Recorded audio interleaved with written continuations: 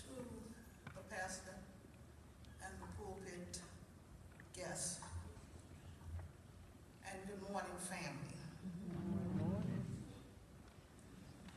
It's hard for me to stand here and say anything about my Freddie, but it comes to mind to me, it was a cold afternoon on January the 12th, and I was staying with my sister, Ann, at the time, and her husband was at work.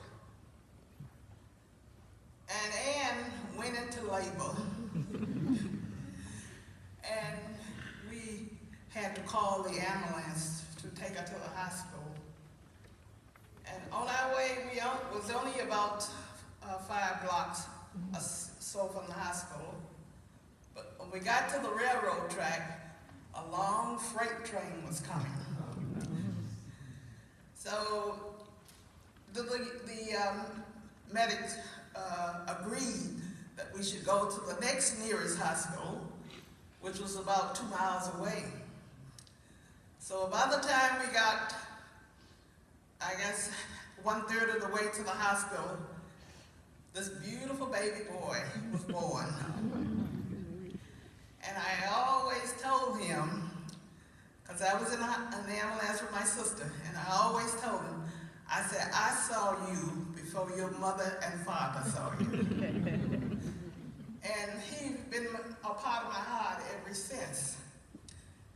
And as soon as he was old enough, my sister took him to First Baptist Church of Melrose Park, and she gave me the honor of being his godmother. And I thank you for that, Ann.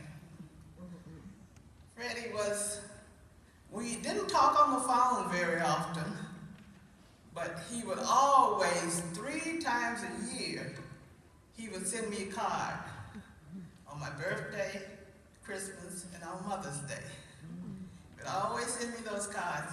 And I can tell you, I don't think it's many years past, any years past, that I didn't get at least 2 of those cards.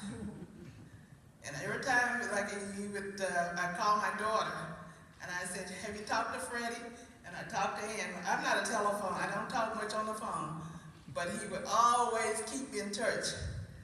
And I tell you, he would come home recently, since I moved back to Mississippi. He would come home, and as soon as I would see him, he would say, you be ready at 2 o'clock. I'm gonna take you and Mom out to dinner. And he was just that kind of person. He was loving and sweet. And I know my sister gave birth to him, but he would always had a part of my heart.